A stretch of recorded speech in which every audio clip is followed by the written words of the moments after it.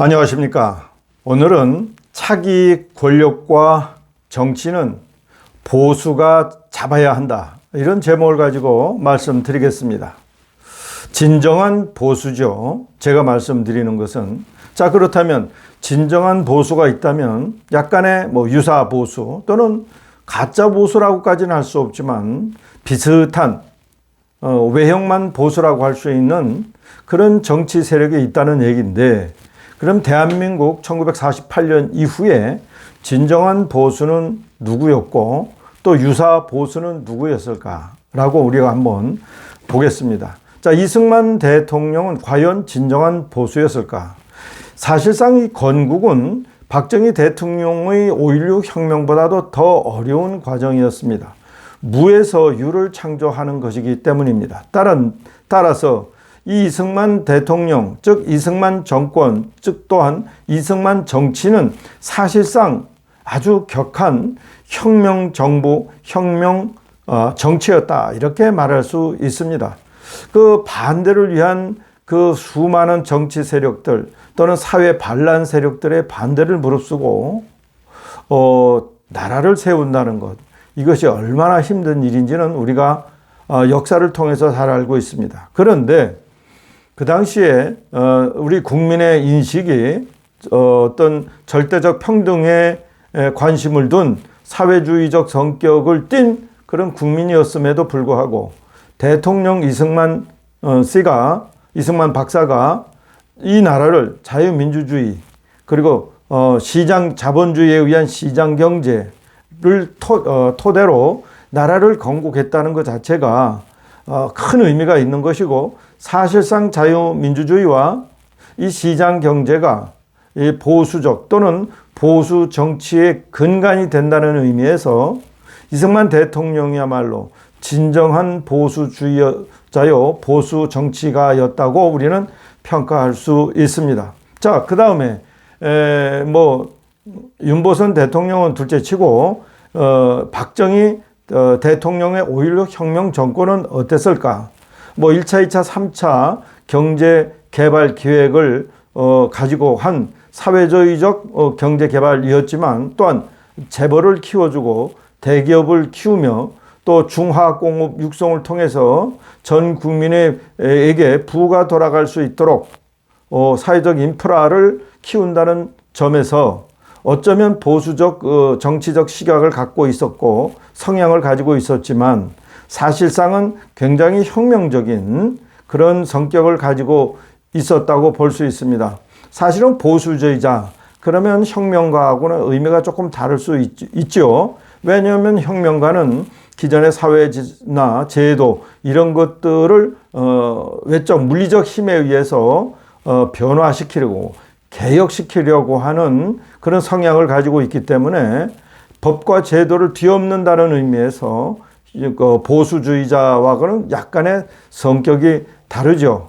그렇지만 우리 보수주의자도 만일에 사회가 어렵고 또 말하자면 사회주의적이고 좌파적 성격의 진보를 포장한 그런 종북 사회주의자들의 사회가 구성되려고 할 때에는 언제든지 물리적 힘에 의해서 사회를 원상으로 회복시키려는 그런 노력은 과감하게 할 수 있기 때문에, 사실상 좌파나 아니면은 우파나 즉 보수나 진보나 모두 혁명적 기질은 다 가지고 있다고 볼 수 있는 것입니다. 하지만 오늘 제가 말씀드리는 보수 또는 보수주의 또는 보수 정치의 특징의 그 내용에 따른다면은 박정희 대통령은 보수주의자는 아니었다고 보고, 그 후에 나타난 전두환 대통령, 노태우 대통령, 김영삼 대통령, 김대중 대통령, 노무현 대통령, 이명박 대통령, 박근혜 대통령은 진정한 보수주의 정치인으로서는 약간의 부족함이 많은 대통령이었다, 이렇게 생각할 수 있겠습니다. 물론 문재인 대통령 같은 경우에는 완전히 좌익도 완전히 골수 좌익의 종북 주사파적인 성향을 가진 반역적인 대통령이었기 때문에 사실은 우리 역사에서 멸절시켜야 할, 지워버려야 할, 도말시켜버려야 할 그러한 역사의 한 장이었다고 생각할 수 있습니다.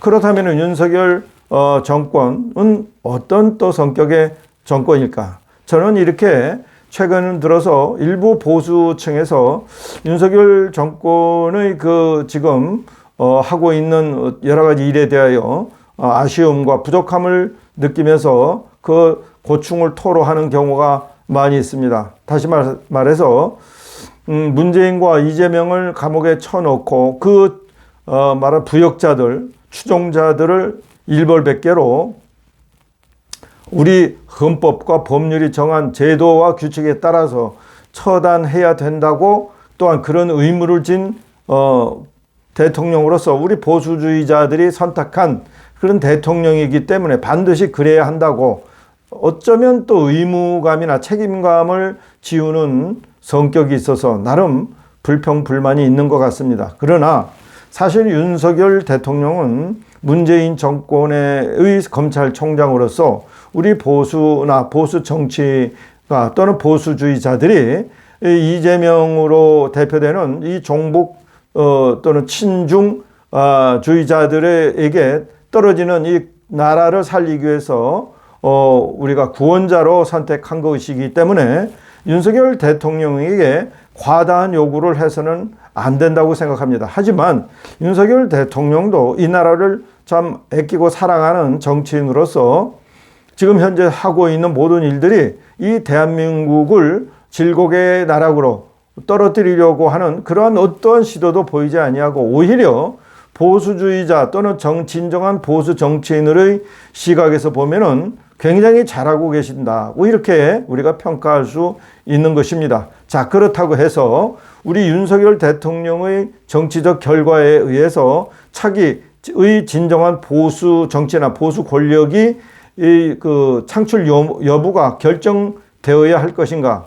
저는 또 다른 생각입니다. 윤석열 대통령의 운영 결과에 상관없이 우리는 차기 보수, 진정한 보수 정권을 창출해야 이 대한민국의 발전과 성장이 이루어질 것이며 국민 개개인에게 또는 시민 개개인에게 큰 이익이 될 수 있는 그런 나라로 변화할 수 있다. 저는 이렇게 생각을 합니다. 그래서 우리 보수 정권이 또는 보수 정치가 해야 될 정치적 지향성, 목적 이것을 우리는 분명하게 인식을 해야 합니다.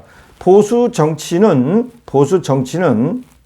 한마디로 여러분 이렇게 생각하시면 됩니다.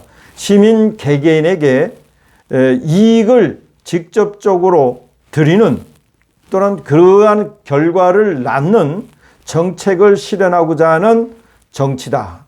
이렇게 좀 길게 말씀드립니다.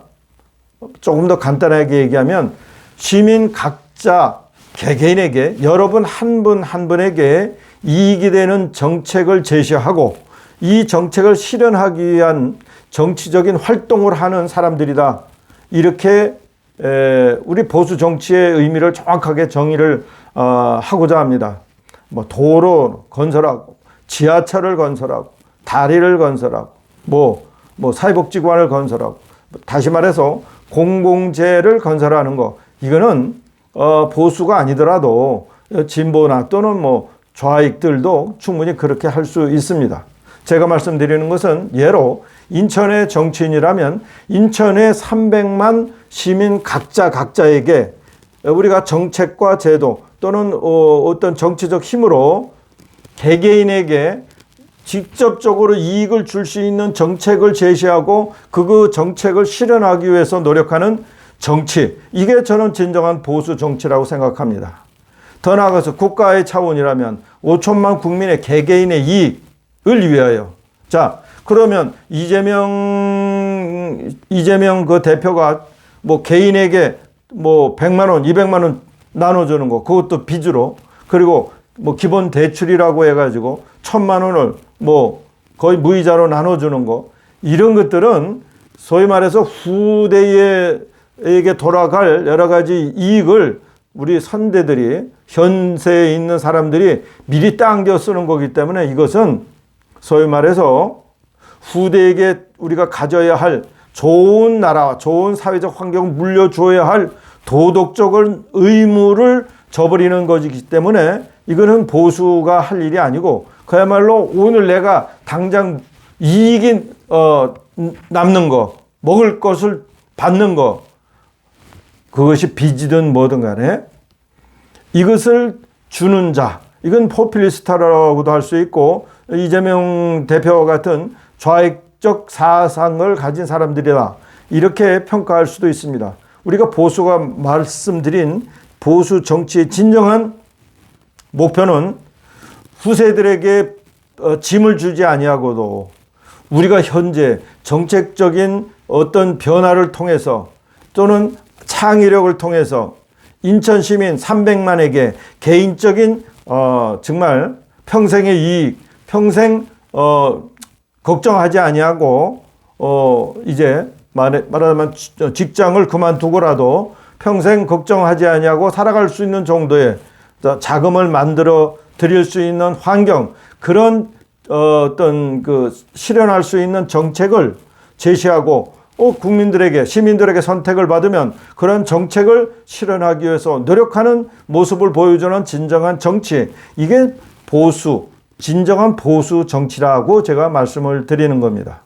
이제 이번 4.15 40 선거에서 대한민국은 진정한 보수 정치가 무엇인지를 여러분들에게 보여드리는 기회가 될 것이고, 여러분들은 국민의힘이 싫어서 민주당이 싫어서 국민의힘을 선택하는 그런 차선 또는 차악의 선택이 아니라 진정한 보수 정치인을 고르는 주인으로서, 주체자로서의 새로운 모습을 보여드리는 그런 새로운 정치의 장이 열리는 시간이 되도록 저도 한번 노력해 보겠습니다. 감사드립니다.